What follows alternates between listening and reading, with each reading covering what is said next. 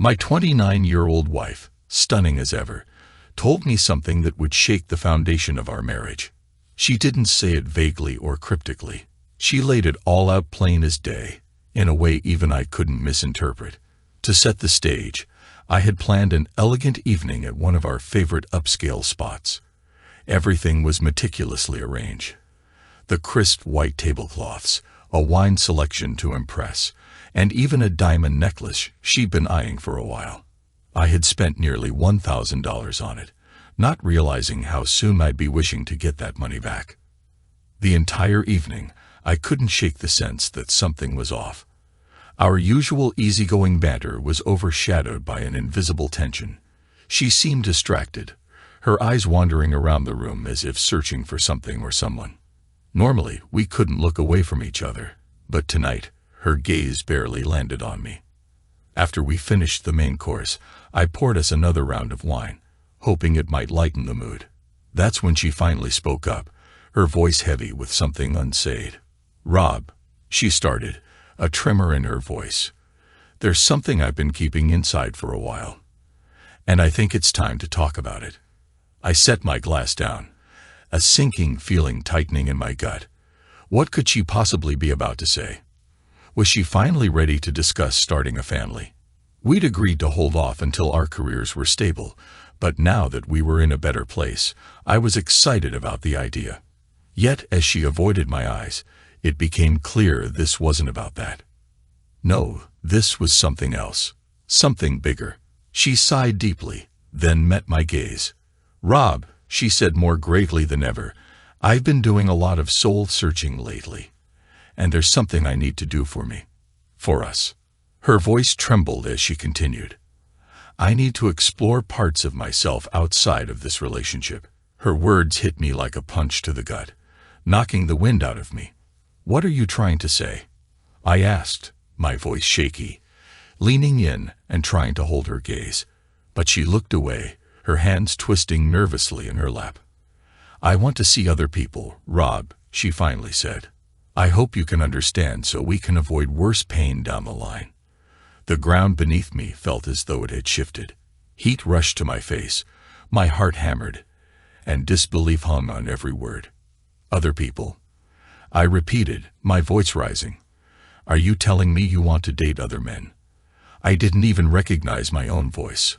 Louder, desperate, fighting to hold on to something. She bit her lip, hesitated, then finally nodded. "Yes, that's part of it," she admitted. The room spun, and for a moment, everything blurred. The elegant restaurant, the soft chatter of other diners. It all faded into the background as her words echoed in my ears. "You want to date other men and expect me to be okay with it?" "Rob, lower your voice," she hissed, glancing around, clearly worried we'd draw attention. Then it hit me. She had picked this busy restaurant for a reason. She knew I wouldn't cause a scene in public.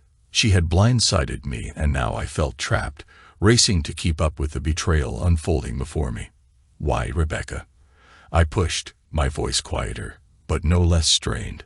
"Why other men? What does this even mean? Are you planning on sleeping with them? Are you leaving me?" Her eyes softened but stayed unwavering. "No, Rob, I'm not leaving you. I love you. You're my soulmate." She reached across the table, attempting to reassure me, but her words lingered like a fog of uncertainty. How could she ask me this? How could she think I'd be okay with her running off with other men, only to come back to me like nothing happened? My stomach churned, and I felt like I couldn't breathe. I couldn't sit there any longer. I stood, neatly placing my napkin on the table, drained my wine in one swift gulp, and without another word, I turned on my heel and headed for the door. "Rob, where are you going?" she called after me, her voice panicked. "I don't know," I replied, not looking back. "But you should probably take a cab home." I left her in that fancy restaurant with her shattered explanation and a diamond necklace she no longer deserved. I drove for hours, no destination in mind, my head pounding with the chaos of my thoughts. Streetlights blurred together, and the hum of the engine was the only thing keeping me grounded. At some point, I must have fallen asleep in the car because the next morning, I woke up in an unfamiliar parking lot, my head still aching, the reality of the night before crashing down on me all over again. The first thing I did was relieve myself behind a bush. Classy, I know, then set out in search of coffee. I found a small diner, ordered breakfast and a large cup of coffee, trying to piece together a plan. There was no way I was going to agree to this. No way in hell. But what now? I powered up my phone, which I'd turned off the night before, only to find countless missed calls and texts from Rebecca. She was worried, she said, scared about where I had gone. I didn't respond. I wasn't ready to face her. Not yet. After several cups of coffee and a plate of eggs and bacon, I decided I couldn't avoid it forever. I had to go home. When I pulled into the driveway, Rebecca was already outside, waiting for me. She ran over as soon as she saw me, her face pale with worry. "Where were you all night?" she demanded, rushing toward me. "I thought something terrible happened to you." I stepped back as she tried to kiss me, raising a hand. "Rebecca, I need to clean up. Then we're going to sit down and have a serious talk about what you said last night." I walked past her and headed straight for the shower, letting the hot water pound down as I tried to make sense of everything. Was she testing me? Was she really serious about this? Could our marriage survive this betrayal? By the time I came out, dressed in fresh clothes and with another cup of coffee in hand, Rebecca was seated at the kitchen island, waiting. I grabbed a notepad and pen and sat across from her, trying to keep my emotions in check. "So, Rebecca," I began, my voice steady but strained, "can you explain again why you think this exploration is a good idea?" She didn't hesitate. "Rob, I feel like something's missing in me. I need validation as a woman. I want to figure out what I need, and I think I can only do that by exploring relationships outside of ours." I took a deep breath, forcing myself to stay calm. "So, you're saying you don't know what you need, but you think sleeping with other men will help you figure that out?" Her voice wavered. "I'm not saying I'll definitely sleep with anyone, Rob, but if the right connection happens, I might consider it." My chest tightened. This wasn't the woman I married, and I wasn't sure if she ever would be again. I stared at her, my heart hammering, trying to comprehend what she was really saying. "So you're telling me you might sleep with another man if the connection feels right, and you expect me to sit here in our home while you do this?" My voice cracked, the weight of it pressing down on me. "Rob, it's not like that," Rebecca said, frustration creeping into her voice. "I'm not leaving you. I don't want to leave. I just need space to figure myself out." "You need space to figure yourself out by dating other men?" I shot back, feeling my composure slipping. "How is that supposed to work, Rebecca? How can you possibly think I'd be okay with this?" She glanced down at her hands, twisting her wedding ring around her finger nervously. "I've been feeling this way for a couple of years now, Rob. Our lives have been so consumed by work, by routine. I don't feel valued like I used to. I'm not saying it's your fault, but things have changed." "Valued?" I repeated, incredulous. "Everything I do for us, for our future together. Do you think it's been easy, working day in and day out to build this life for us? Do you think this house, this life, just happened on its own?" Rebecca flinched at my tone, but I didn't care. My anger was bubbling to the surface, and I wasn't about to hold it in any longer. "We're about to pay off this house, Rebecca. We've built a life together, and now, after all that, you're telling me I haven't made you feel valued." I let out a bitter laugh, shaking my head in disbelief. She sat quietly for a moment, hands fidgeting, before finally speaking. "I just feel like there's something missing. A connection that we had. It's been gone for a while." I clenched my fists, struggling to keep my voice steady. "So let me get this straight. You're planning to fill that gap by going out and finding it with another man, or however many men it takes. And you expect me to what? Stand by and watch while you explore this missing connection?" She avoided my gaze again, clearly unsure how to respond. "Rob, I don't know what's going to happen. I'm not saying I'll definitely sleep with someone, but I need to at least see if I can find what I'm missing." The words hung in the air, sharp and cutting. I couldn't believe what I was hearing. I had always imagined we'd face problems like every other couple, financial stress, maybe disagreements about kids. But this, never in a million years did I think I'd be sitting across from my wife, having a conversation about her wanting to sleep with other men. "And what if you find it, Rebecca?" I asked, my voice cold. "What if you go out there, meet some guy, and feel that connection again? Then what? You come home and tell me everything's fine. That our marriage is stronger because you got what you needed from someone else." She finally looked at me, her eyes glassy with unshed tears. "I don't know, Rob. I don't know how this is supposed to go, but I swear I still love you. I don't want to lose you." "But you are losing me," I said quietly, the realization sinking in as I spoke the words.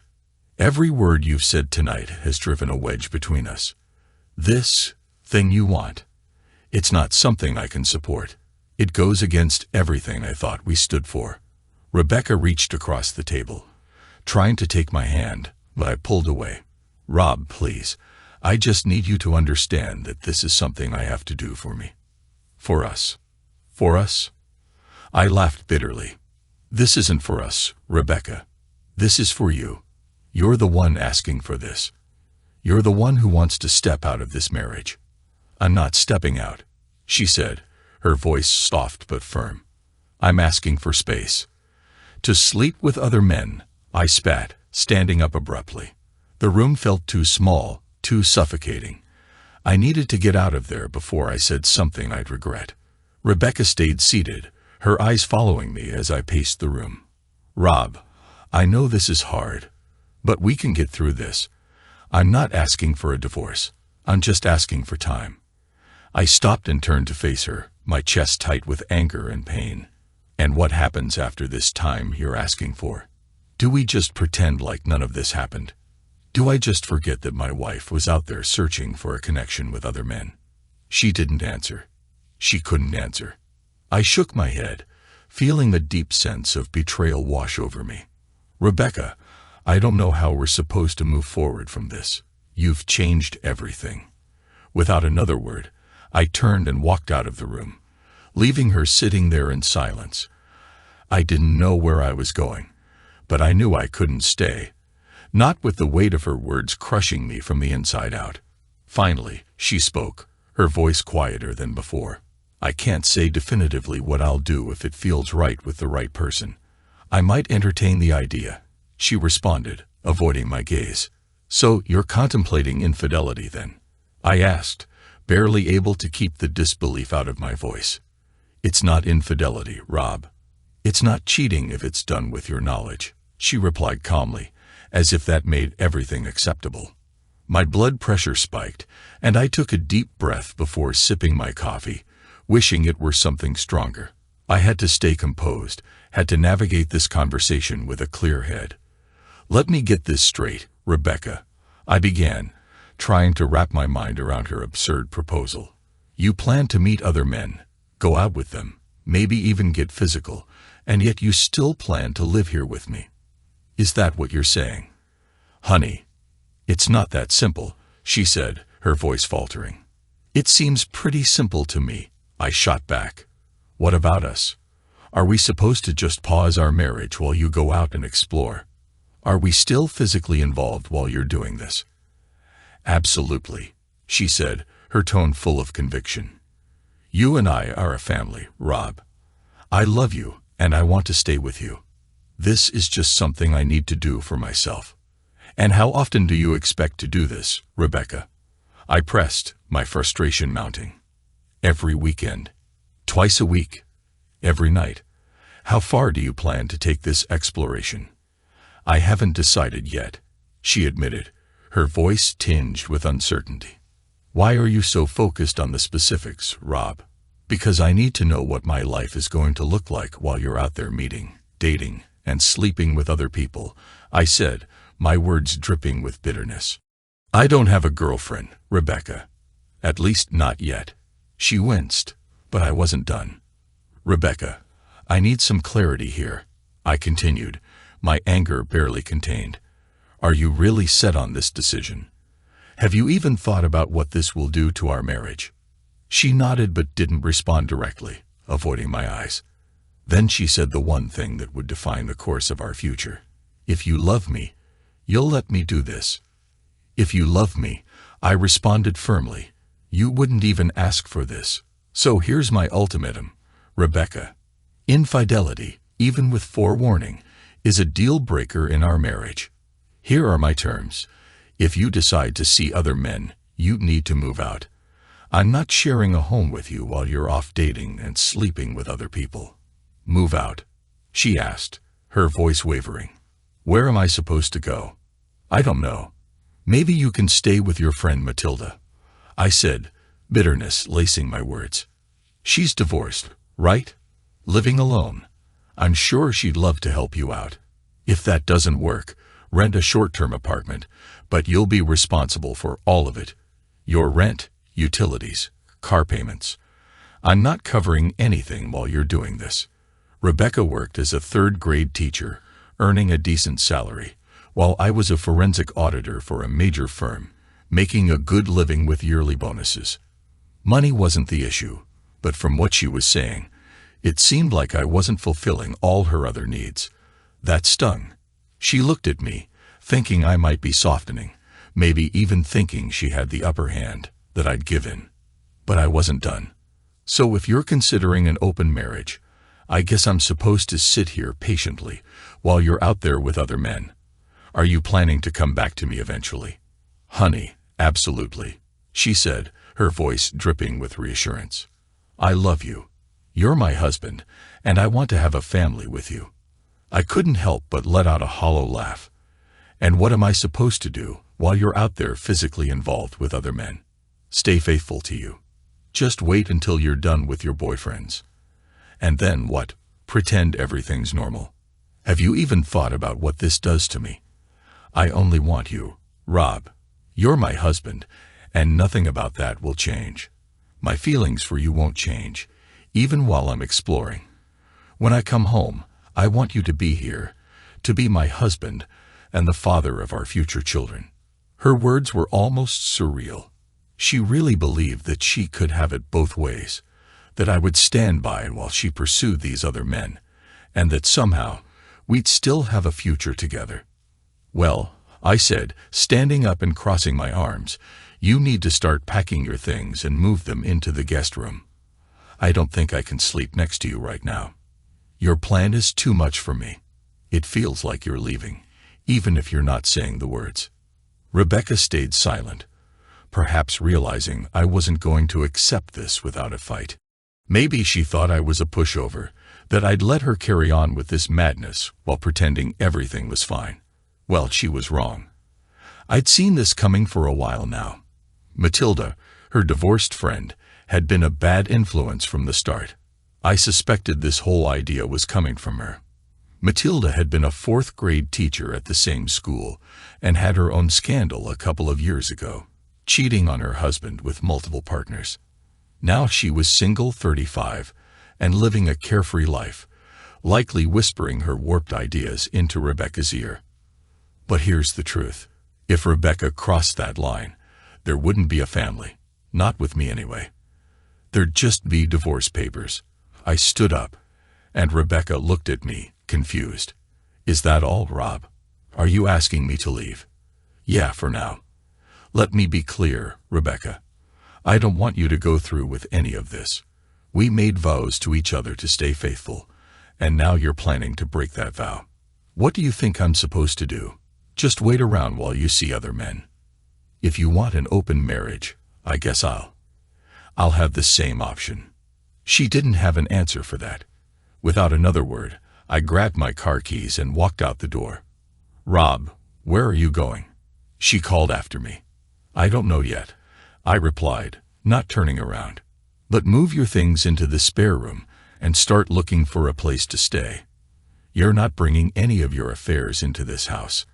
I shut the door harder than usual, the sound echoing in the silence as I got into my car. I considered driving to Matilda's apartment, confronting her directly, but I knew that wouldn't help. This mess was on Rebecca, not Matilda, and she'd have to deal with the fallout. Monday came, and I was already out of the house before Rebecca even woke up. I had no intention of letting this go on without a fight. She thought she could just waltz around, dating other men, and I'd stand by idly. No way. Step 1. Contact my attorney.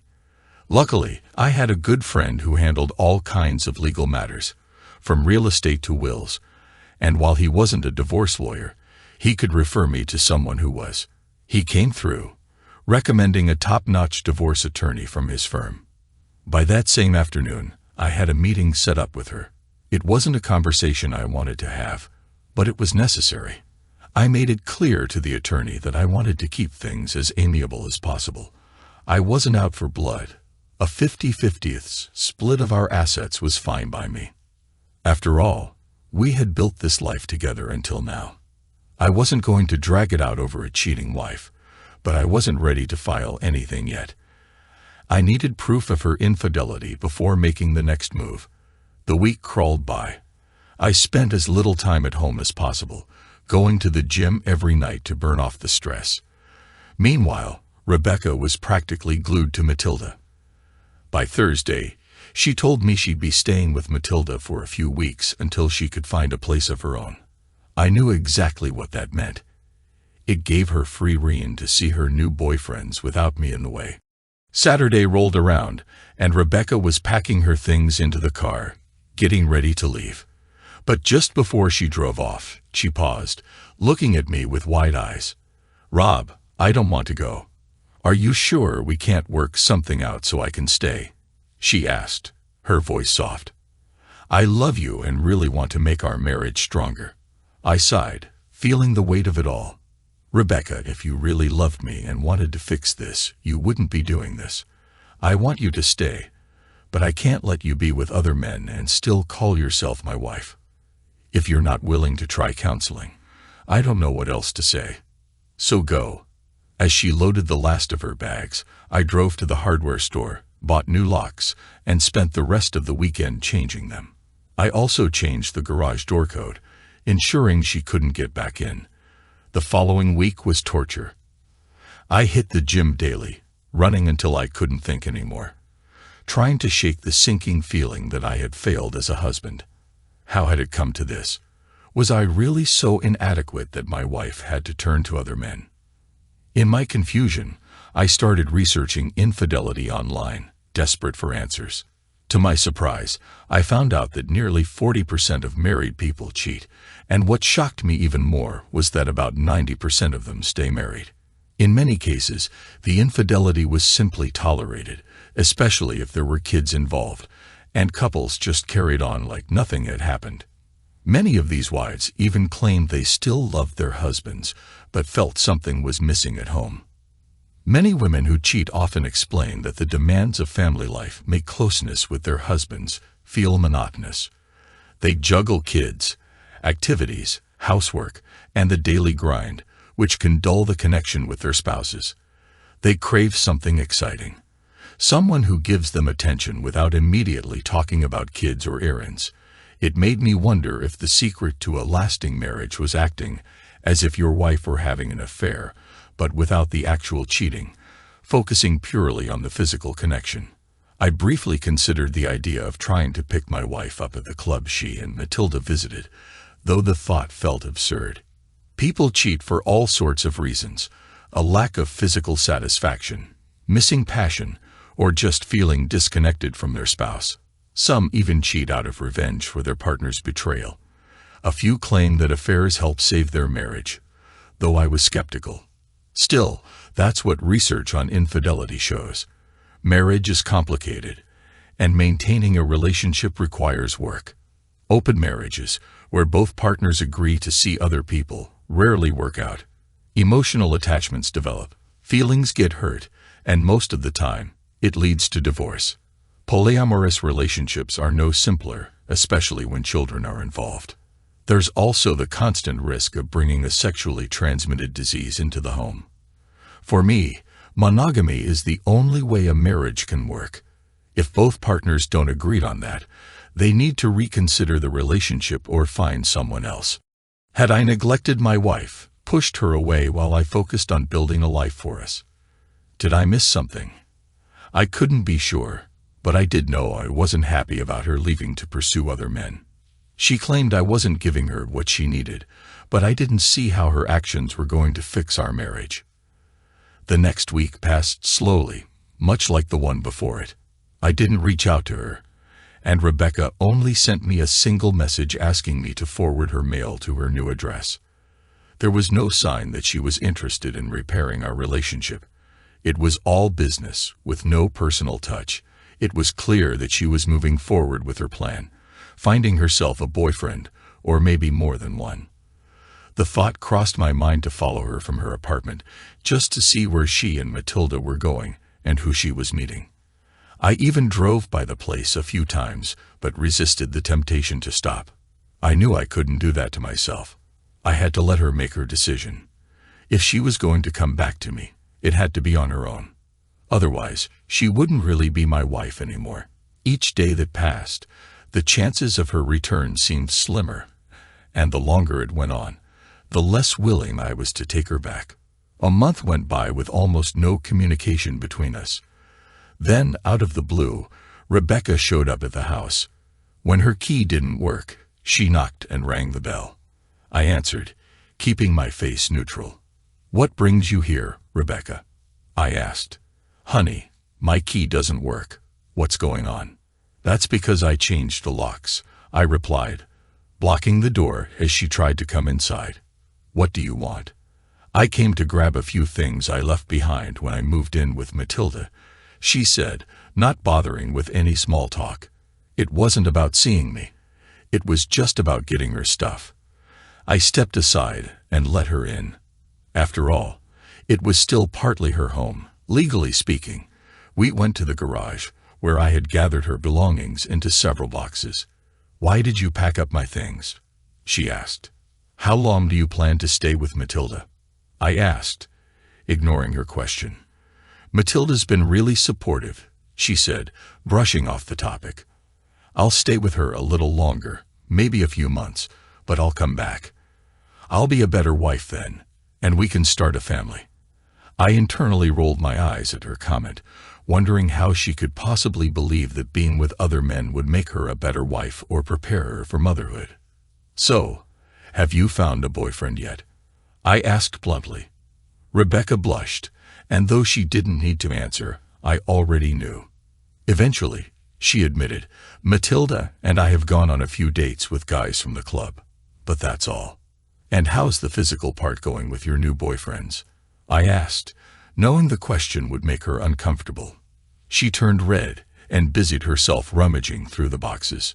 I left her there and returned to the kitchen, grabbing my coffee and sitting down with the newspaper. A few minutes later, Rebecca came in, carrying a large bag and looking around the kitchen as if she expected to find the place in disarray. But it wasn't. In fact, it was spotless. I had a cleaning service coming 3 times a week. There were no dirty dishes, no beer bottles, no piles of laundry. Everything was in perfect order. "Need anything else?" I asked, seeing her curiosity. "So, how have you been since I moved in with Matilda?" she asked. "I'm fine," I replied flatly.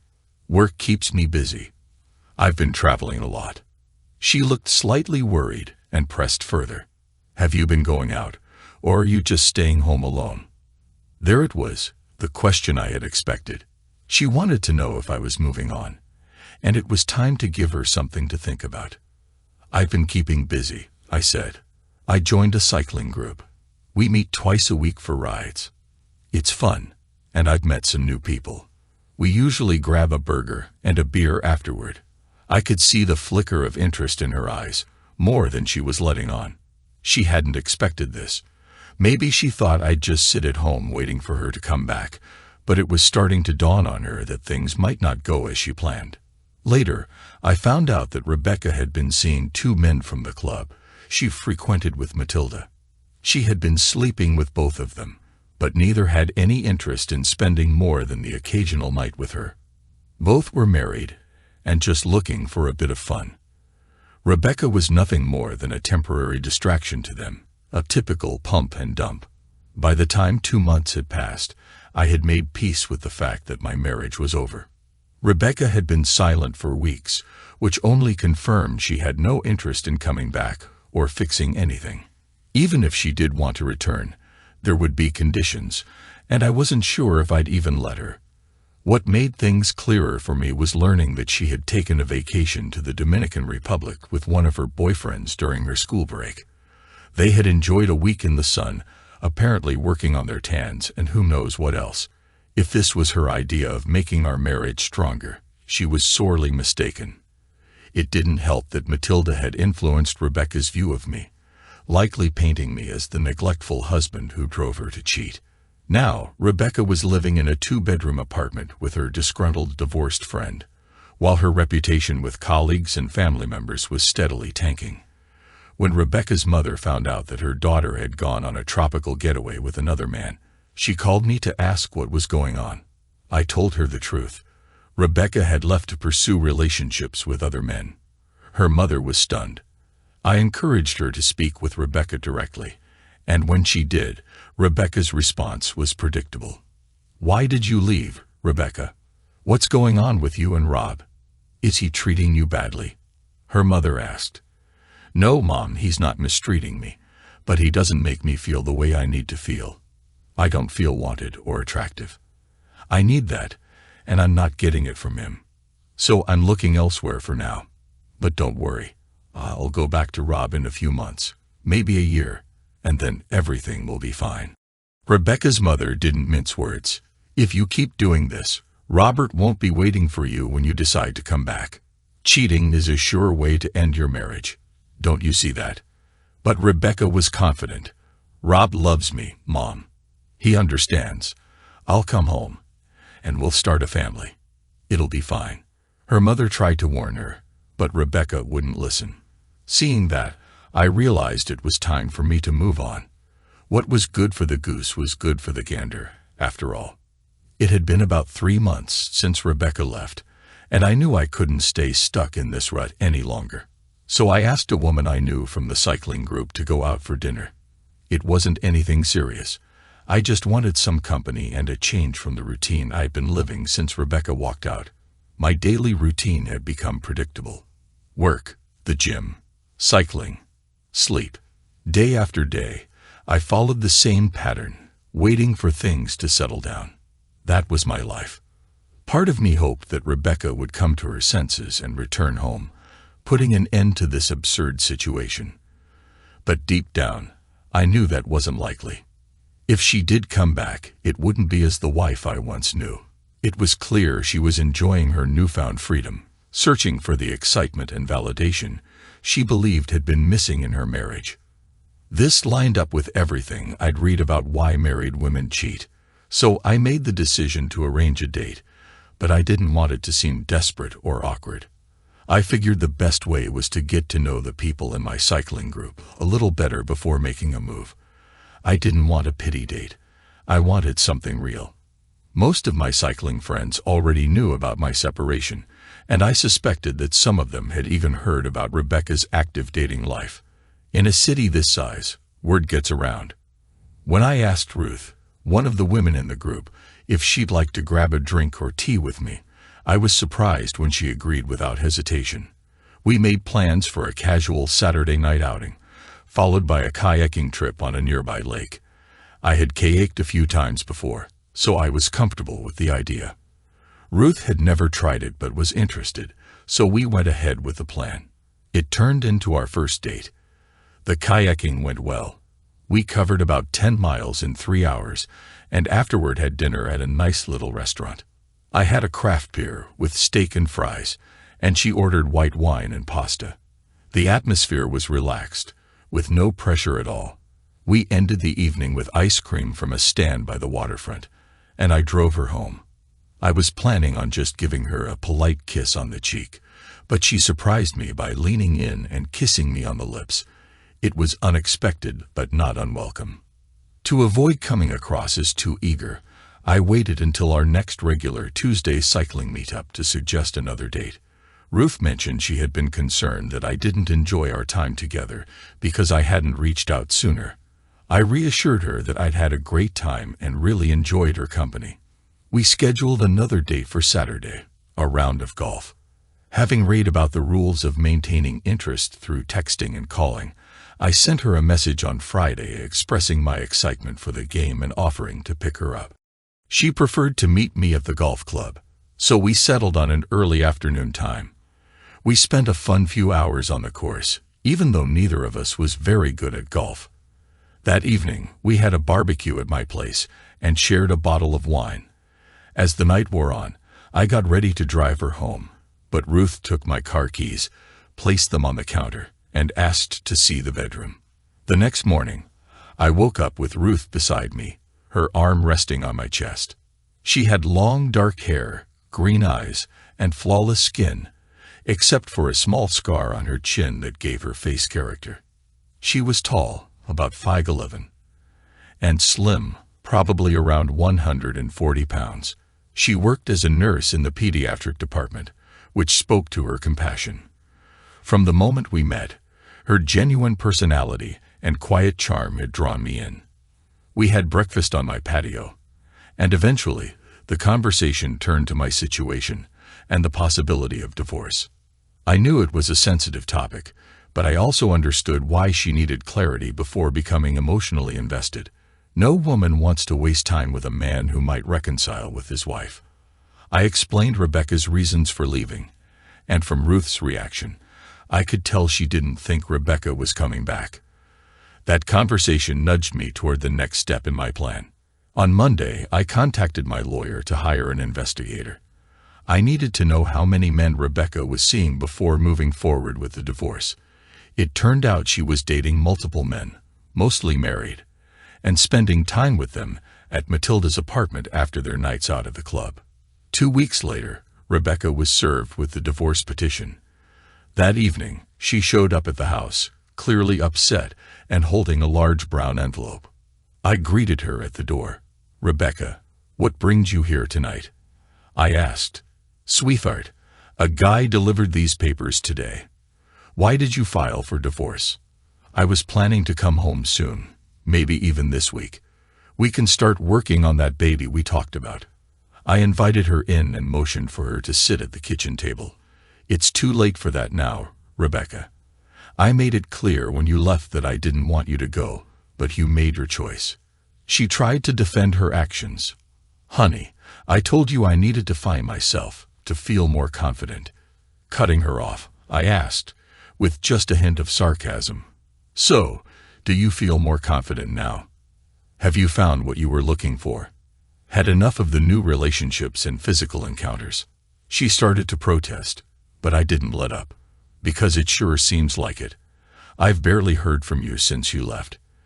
You didn't even call me on my birthday, probably too busy with one of your flings in the Dominican Republic." Rebecca's face fell as I continued. "So, how about it, Rebecca? Did you spend all this time chasing after pleasure?" "Honey, I love you," she pleaded. "I realize now I may have gone too far. I'm ready to come back home." I didn't budge. "No, you're not." "What do you mean?" she asked, her voice rising. "I'm still your wife, and this is still my home. I'm going to Matilda's to get my things, and then I'll be back." "You can't," I explained. "Did you even read all the papers in that envelope? Toward the end, there's a judge's ruling. You're not allowed within 500 feet of this house until the divorce is finalized. Technically, you're violating that order right now. I'm not going to push it, but you need to leave. We'll handle the rest of this legally." Rebecca finally seemed to understand how serious the situation was. The vows we had made to love, respect, and stay faithful had been broken, and there was no fixing that. I told her that if she really wanted the house, she could buy my half for $150,000, which was nearly paid off. If not, we'd sell it and split the proceeds. Either way, she wasn't moving back in. I escorted her to the door, closed it behind her, and locked it. A month later, without needing a court appearance, we quietly finalized the divorce. Rebecca got her share of the assets. We sold the house, and I moved on. Rebecca, meanwhile, continued her routine. I heard through a friend that her charter school had asked her to keep her personal life more discreet. Parents had learned about her relationships with several men, and some were uncomfortable with her teaching their kids. The mothers, in particular, had been vocal, suspecting that some of the fathers had been involved with her. Eventually, Rebecca was diagnosed with an STD, not life-threatening but serious enough to require a year of abstinence. That might not have been much of an issue, since she was also pregnant. One of her partners had gotten her pregnant, and she hadn't been careful with birth control. The father wasn't identified, though the child bore a strong resemblance to one of the married teachers at her school. The divorce freed me from Rebecca. It's been about a year since all of this began. I've bought a new house, gotten promoted at work, and most importantly, Ruth and I are now living together. We're excited to share 2 pieces of news. We're getting married this summer, and we're expecting our first child around Christmas.